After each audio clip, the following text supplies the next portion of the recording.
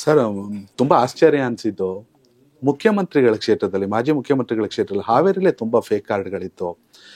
ಅಧಿಕಾರಿಗಳು ಇದಕ್ಕೇನು ಕಾರಣ? ಅಧಿಕಾರಿಗಳ, ಸರ್ಕಾರನ, ಅಥವಾ ಏನು ಮಧ್ಯ ಬಂದಿರುವಂಥ ಮೀಡಿಯೇಟರ್ಗಳ, ಇವೆಲ್ಲವನ್ನ ರೆಕ್ಟಿಫೈ ಮಾಡೋದು ಎಷ್ಟು ಸವಾಲಾಗಿದೆ ಅಂತ ಈಗ? ಅದಷ್ಟು ಈಸಿ ಅಲ್ಲ ಇದು. ಯಾಕಂದ್ರೆ ಏನಾಯ್ತು ಅಂತಂದ್ರೆ, ನಾನೇನು politically not trying to defame anybody. ಇದೇನಾಯ್ತು ಅಂತಂದ್ರೆ, ಈ ನಮ್ಮ ಕನ್ಸ್ಟ್ರಕ್ಷನ್ ಬೋರ್ಡ್ ನಲ್ಲಿ ಈ ಎಜುಕೇಶನ್ ಫೀಸು ಜಾಸ್ತಿ ಕೊಡಕ್ ಸ್ಟಾರ್ಟ್ ಮಾಡಿತು ಕಳೆದ ಸರ್ಕಾರ. ಒನ್ ವೇಟ್ ಇಸ್ ಗುಡ್, ಅದೇನ್ ಬೇಡ ಅಂತಲ್ಲ.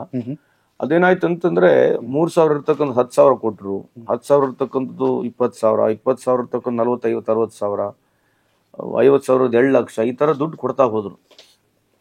ಅದೇನು ನಂದೇನಲ್ಲಿ ಅಪರೆನ್ಷನ್ ಇದೆ ಅಂತಂದ್ರೆ, ನಮ್ಮ ಇನ್ಕಮಿಂಗಿಗೆ ಔಟ್ ಗೋಯಿಂಗಿಗೆ ವ್ಯತ್ಯಾಸ ಇದೆ. ನಮ್ಮ ಇನ್ಕಮಿಂಗ್ ಇವತ್ತುವರೆಗೆ ಇರ್ತಕ್ಕಂಥದ್ದು ಕೇವಲ 1,000 ಕೋಟಿ ಮಾತ್ರ. ಹೌದು. ಅವ್ರು ಕೊಟ್ಟಿರ್ತಕ್ಕಂಥ ದುಡ್ಡು ಏನಿದೆ, ಕೇವಲ 2 ಲಕ್ಷ ಅಪ್ಲಿಕೇಶನ್ಸ್ ಹಂಗೆ ಕೊಟ್ಬಿಟ್ರು. 2 ಲಕ್ಷ ಅಪ್ಲಿಕೇಶನ್ ಬಂದಿತ್ತು. ಅವಾಗ 2 ಲಕ್ಷ ಅಪ್ಲಿಕೇಶನ್ಗೆ ಎಲೆಕ್ಷನ್ ನಿಯರಿಂಗ್ ಇತ್ತು, ದುಡ್ಡು ಕೊಟ್ಬಿಟ್ರು. ಆ ಟೈಮಲ್ಲಿ ಏನಾಯ್ತು, ಆ ದುಡ್ಡು ಕೊಟ್ಟ ತಕ್ಷಣ ಜನಕ್ಕೆ ಇಷ್ಟು ದುಡ್ಡು ಸಿಗುತ್ತೆ ಅಂತ ಹೇಳಿ ಬಹಳಷ್ಟು ಜನ ರಿಜಿಸ್ಟರ್ ಮಾಡ್ಕೊಂಡು, ಹೌದು, ಒಂದೊಂದು ಜಿಲ್ಲೆಗೆ ಸುಮಾರು 2.5 ಲಕ್ಷ, 3 ಲಕ್ಷ. ಹಾವೇರಿ ಅಂತ ಹೇಳಿದ್ರೆ 3 ಲಕ್ಷ ಕಾರ್ಡ್ ಹಾವೇರಿಲಿ. ಹೌದು ಸರ್.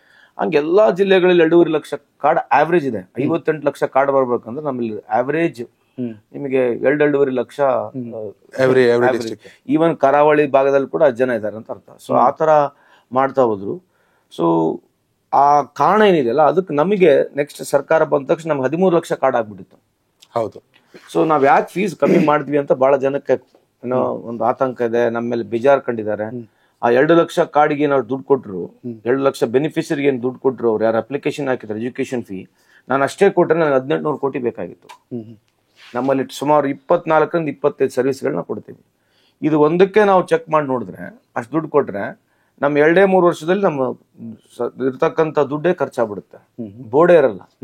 ಇದೇ ರೀತಿಯಾಗಿ ಬಹಳಷ್ಟು ಬೋರ್ಡ್ಗಳು ಖಾಲಿನೂ ಆಗಿದಾವೆ, ಬೋರ್ಡಲ್ಲಿ ₹1 ಇಲ್ಲ.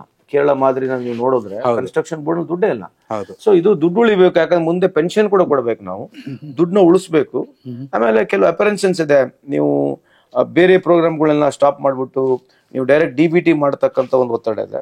ಕೆಲವರು ಪರನೂ ಮಾತನಾಡ್ತಾರೆ, ಕೆಲವರು ವಿರುದ್ಧನೂ ಮಾತನಾಡ್ತಾರೆ.